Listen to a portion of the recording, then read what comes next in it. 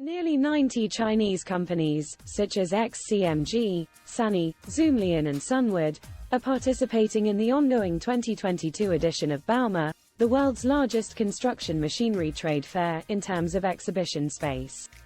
The event, held for the 33rd time in Germany's Munich on October 24 to October 30, gathers more than 3,100 exhibitors from around 60 countries and regions in an exhibition space of 614,000 square meters.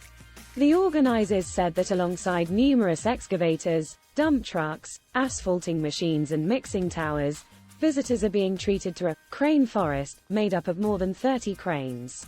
According to the German Mechanical Engineering Industry Association, the German construction equipment sector increased its turnover by 18% year-on-year to €12.4 billion in 2021.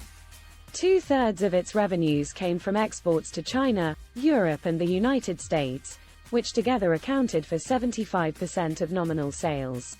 Although exports to China have declined slightly, the industry association said that the country remained the largest single market for German-made construction equipment.